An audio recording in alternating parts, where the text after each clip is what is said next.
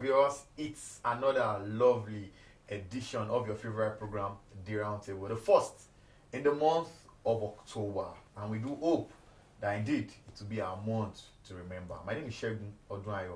It's another time for us to talk about three topics that have been eating up the polity and affecting Nigerians on a big scale, especially in the last 7 days. I have two fantastic guests to me here on the program. Quickly, let me introduce them to you.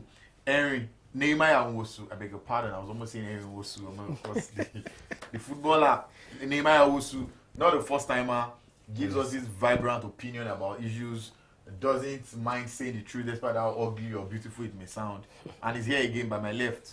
Good afternoon to you, Nehemiah. Good afternoon, Shegun. Hey, feels good to have you. It's nice to be here. Okay, beautiful.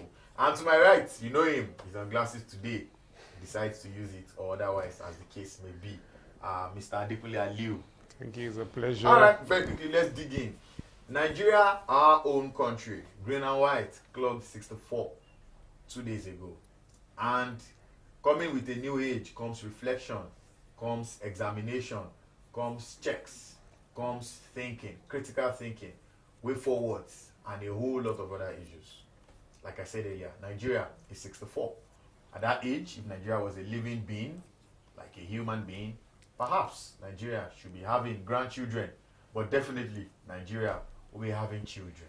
Nigeria definitely should not be going to bed and be, urinating himself or herself on the bed. Nigeria at 64 should have some white beards, even if he doesn't have too many white strands of hair in his head. At 64, Nigeria should be mature if Nigeria was a human being. At 64, Nigeria should be in the last stages, of his development as a human being. I mean, he should have been done with service. I mean, working for the government.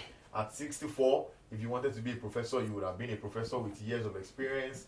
At 64, you are no longer having teething issues, or perhaps you are just as a result of old age, not because you are just coming up. But we cannot say the same for Nigeria, our country, as a country, because we are still having issues that even young children countries would have fixed. I think I should start with Nehemiah Nwosu. We know our barrage of problems. That is not news.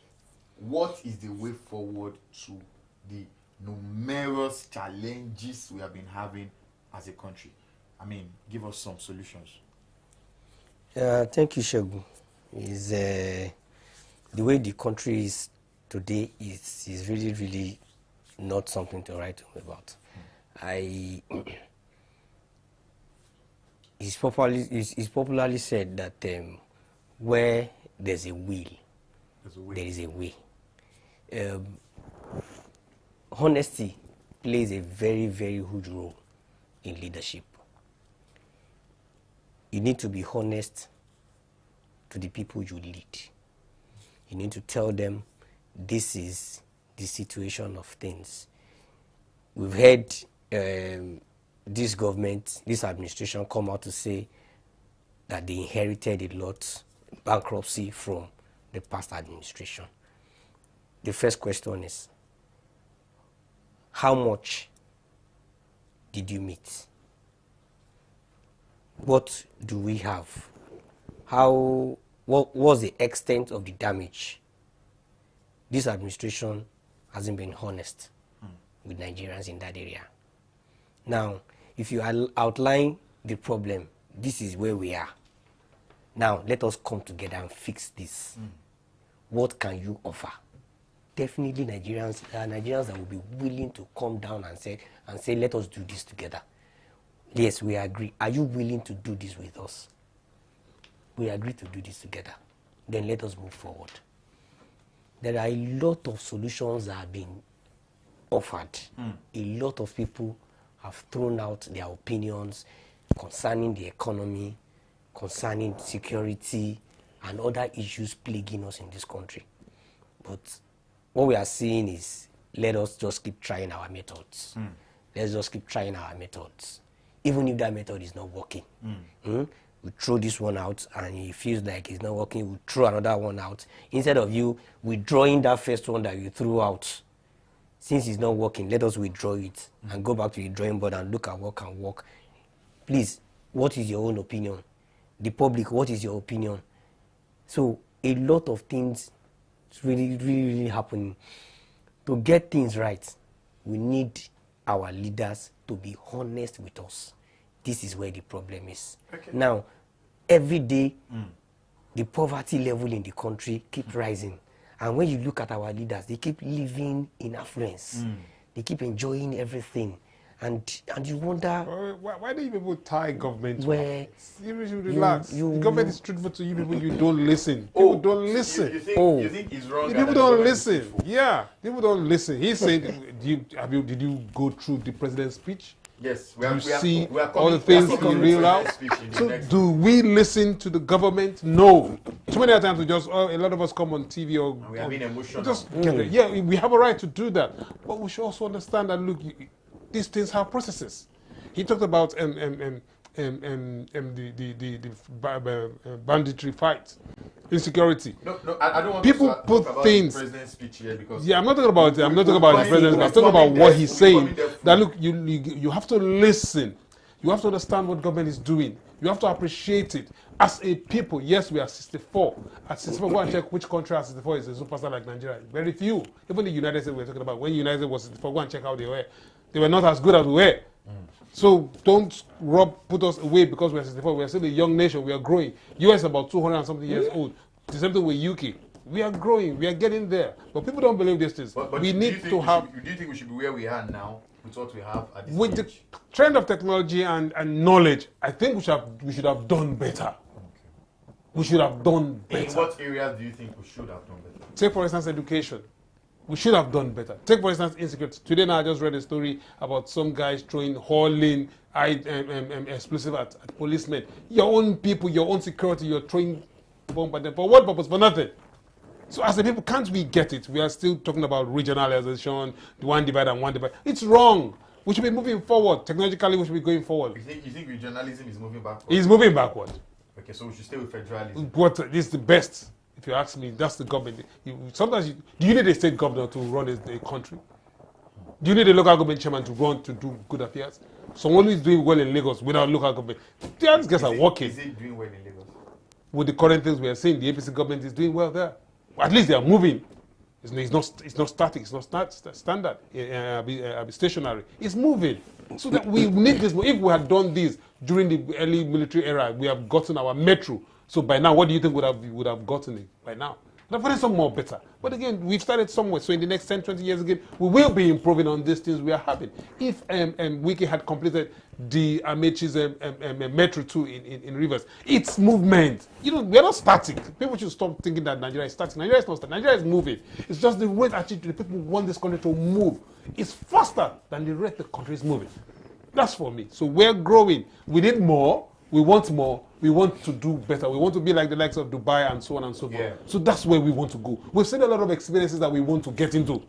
We've seen beautiful things happening in other parts of the countries of the world that we want Nigeria to be in. But you can't be in it now.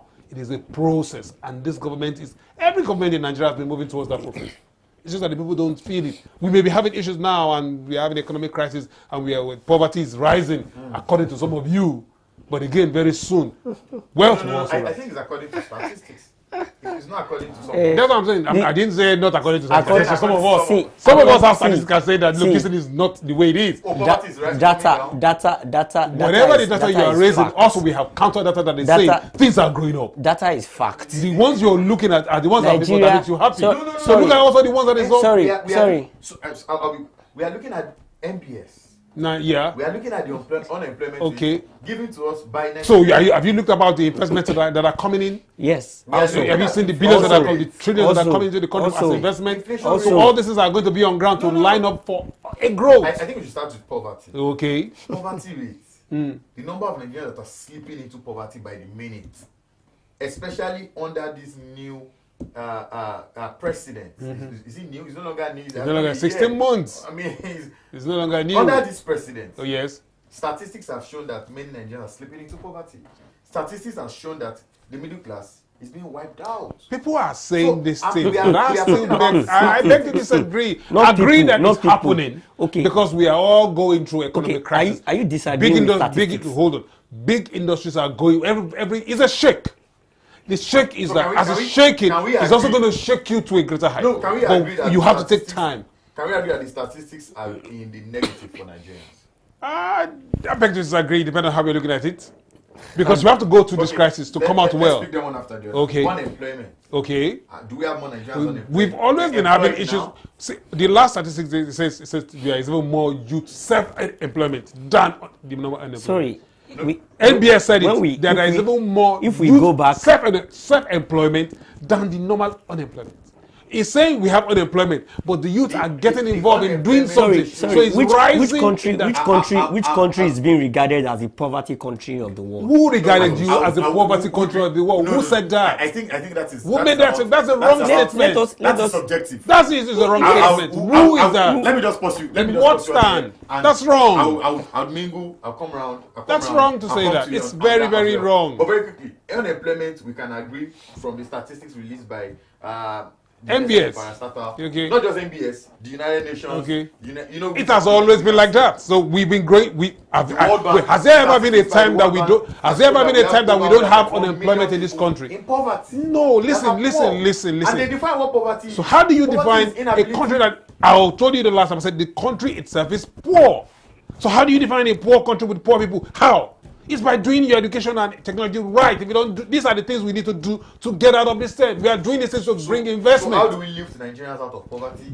How do we take away unemployed youths and the numbers keep rising? So how do we make electricity a 24/7? So we set the market free. We set the market free. That's what we are. That's where we are now. Free market. It's an open market now. So if you want to invest in electricity and you discover, okay, if I go to Nigeria, if I see, I will make my profit. So you bring your investment to Nigeria. You get it. Let's get it right. Market. But now he's bringing in some social actions because he has seen that social action will not impede free market. Social action is for the people to benefit. Free market is for investors to come in. Please let us understand this thing. We need to get to understand the workings. The last 16 months. Yeah, it's painful. It's painful. The moment it came in, it said subsidy gone. Agreed. And the subsidy is not gone. And it's where those are the social things you are talking about. Yes. So in a way, I know that there is a lot of subsidy in that market, not just one. It's not just the one lump. So go and pay. They are paying different subsidy to different people. Yeah. I used to be somewhere where they were paying them transport fare to take fuel from Lagos to Maiduguri, and they have to pay them transport fare. A subsidy.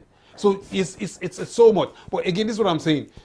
This economic style, if you study economy very well, is a way to get people out of poverty. So that you bring investors, you bring employment, you bring industries, you bring this and you bring that in.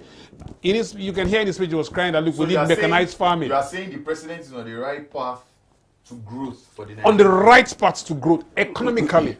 Let me quickly move to. Do you agree that this president, with his policies, is lining Nigeria up for economic growth? You look at the growth indices. Just look at the growth indices. They say data. Inflation has dropped. They say in the last 2 months, inflation has dropped according to NBS. They say data don't lie. Yes. And data is no respecter of anybody's emotions. Yeah.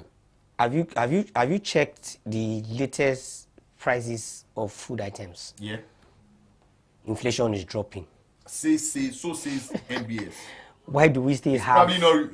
It's probably not reflecting in our food buying.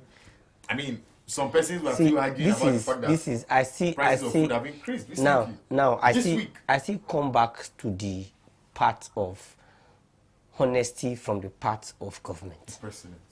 Now, inflation rate is coming down according to NBS. Who is coming out to tell us why inflation rate is coming down and the prices of food items is going up? Who's coming out to explain to citizens? A lot of people are still asking questions. Why is this like this? Why is this happening?